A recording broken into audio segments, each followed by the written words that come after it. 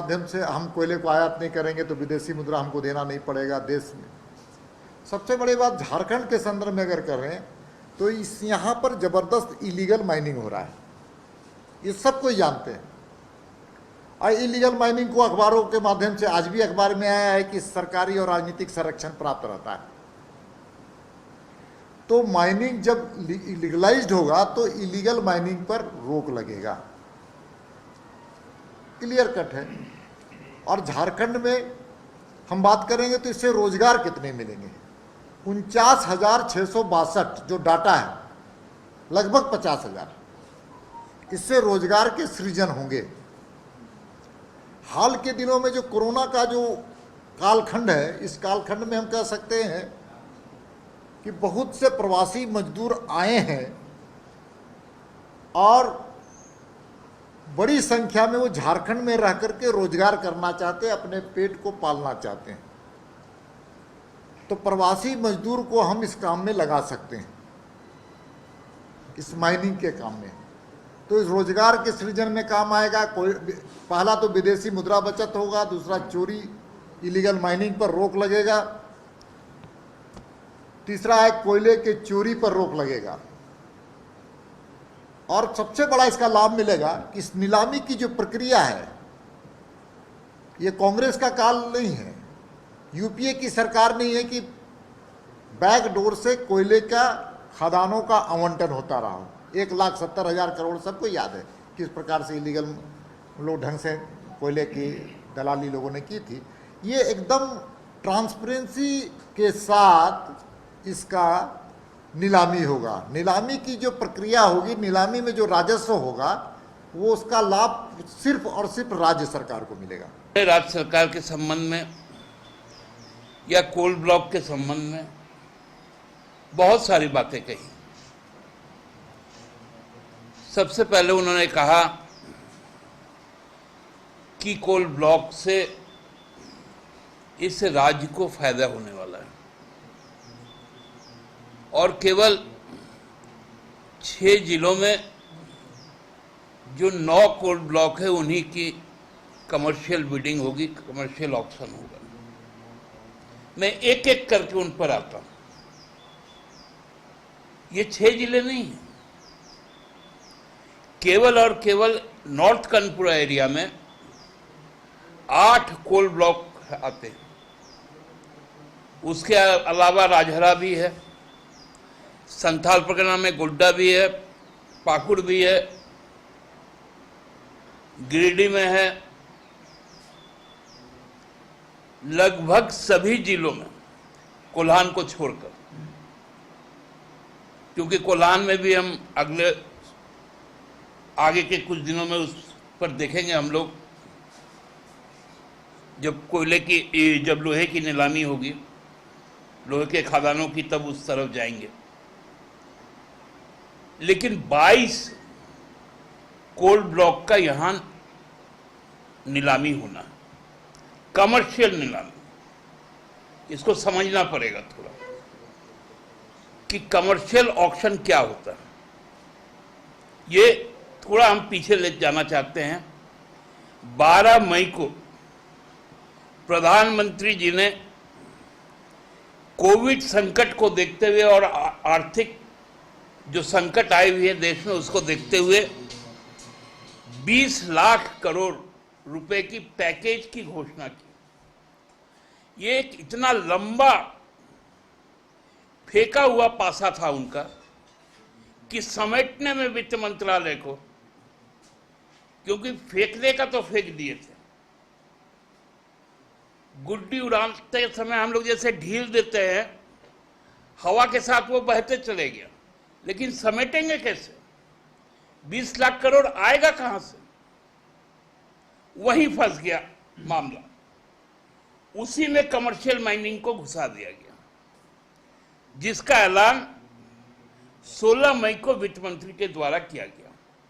मतलब 12 तारीख को जो राहत पैकेज के नाम पर एक सपना दिखाया गया, उसको अब तोड़ते समेटते 4-5 दिन लग गए थे वित्त मंत्रालय को। और 16 मई को वित्त मंत्री जी ने कमर्शियल माइनिंग का ऑक्शन होने की बात को कही। उसमें लगभग 50 माइंसों की बात कही, आपके आर्काइव में होगा। उन्होंने उस पर कहा क्या कि जो मार्केट रेट है, मार्केट रेट से कमर्शियल माइनिंग होने से हमको जो आयात करना पड़ता था उससे हम बच जाएंगे, हमारे पास में कुछ कोयला और बढ़ जाएगा। जो लगभग 2000 मीट्रिक टन हम आयात करते हैं वो हमारा बच जाएगा। उसी प्रेस कॉन्फ्रेंस में आगे कहते हुए वो कहते हैं, और बड़ा अच्छा हिंदी में उसका सब ट्रांसलेशन कर रहे थे वित्त राज्य मंत्री अनुराग ठाकुर जी। उन्होंने कहा कि कमर्शियल माइनिंग के अलावा जो कोल इंडिया के जो सरकारी खदाने हैं उनको भी हम विनिवेश करेंगे। ये आर्काइव में है, मेरे पास है, तथ्य है हम लोगों के पास। हम इसको प्राइवेट पार्टनर को इसमें हम लाएंगे। आज बीजेपी की तरफ से क्या कहा गया कि कोल इंडिया को इससे कोई फर्क नहीं पड़ता। कोल इंडिया द्वारा कहलवाया जा रहा है कि इससे हमको कोई फर्क नहीं पड़ेगा। फर्क तो आप देख लिए ना मंत्री जी के बयान से। इस जिले से मिनरल्स निकलता है, उसका रॉयल्टी का कुछ अंश उस जिले में वहाँ की आधारभूत संरचनाओं के लिए दिया जाता है। कहीं पर पानी की समस्या हो, कहीं बिजली की समस्या हो, कहीं सड़क की समस्या हो, कहीं पर्यावरण की समस्या हो, कहीं रोजगार के लिए और सृजन करने की समस्याओं के निराकरण कैसे हो, ये पैसे उसमें खर्च होने चाहिए। झारखंड में जो मुझे जानकारी है कि 4500 करोड़ रुपया पड़े हैं, जिसका उपयोग राज्य सरकार नहीं कर रही है। मुझे तो अभी ये जानकारी मिली है कि राज्य के मुख्य सचिव ने उस पर रोक लगाने का काम किया कि कहीं इस पर खर्चा ना हो, कोरोना छोड़ करके। जबकि डीएमएफ का जो फंड खर्च करने का अधिकार एक समिति के पास रहता है, जिसके सांसद में विधायक, हम जानकारी के लिए बता देते हैं, विधायक और सरकार के नुमाइंदे ये मिलकर तय करते हैं कि उस क्षेत्र में किस चीज़ पर खर्च किया जाए। राज्य सरकार का इस पर नहीं रहता, लेकिन राज्य सरकार इस बार हस्तक्षेप की है। केवल जानकारी के लिए बता देते हैं।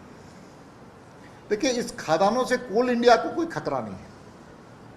जो भ्रम पैदा किया जा रहा है कोल इंडिया को खतरा है, कोल इंडिया के पास अभी 463 खदाने हैं, उसके सब्सिडरी को मिला करके ईसीएल, बीसीसीएल, सीसीएल,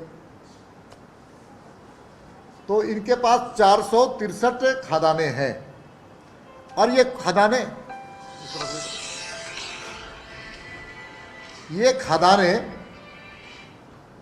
हम कह सकते हैं कि थर्मल पावर के लिए 100 वर्षों के लिए काफ़ी है, 100 ईयर्स के लिए। 463 जो माइंस हैं वो 100 ईयर्स के लिए है, 100 साल तक क्षमता उसमें है। इसलिए ये खाने जो हैं, इससे कोई उसका दुष्प्रभाव कोल इंडिया पर नहीं पड़ने वाला है। अब इससे क्या लाभ होगा? लाभ ये होगा कि तो राजस्व मिलेगा, रोजगार मिलेगा, कोयले पर चोरी रोकोगी तो है ही। साथ ही साथ इंफ्रास्ट्रक्चर जैसे आयरन, एल्युमिनियम इंडस्ट्रीज है, बॉक्साइट की इंडस्ट्री, एल्युमिनियम की इंडस्ट्री है, आयरन की इंडस्ट्री है, एनर्जी के हैं, उसी प्रकार से कहते हैं केमिकल्स, फर्टिलाइजर्स के हैं, तो इन चीज़ों पर काम आएगा। मंत्री जी ने जो कहा मार्केट रेट का, यही हमारी सबसे बड़ी आपत्ति है कि अभी का समय सही नहीं। जनवरी में इंटरनेशनल कोल का जो इंटरनेशनल रेट था वो $90 प्रति टन था, और आज का जो रेट है वो गिरकर $54 प्रति टन हो गया।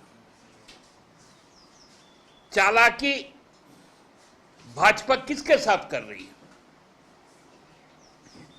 क्योंकि आज का जो मार्केट रेट है, जो अंतर्राष्ट्रीय स्तर पर गिर चुका है इतनी बुरी तरह, इस पर जब नीलामी होगी तो आप सोच पाएंगे औने पौने दामों पर भाजपा के जो उद्योगपति मित्रगण है उनको सीधा डायरेक्ट बेनिफिशियरी ट्रांसफर होगा।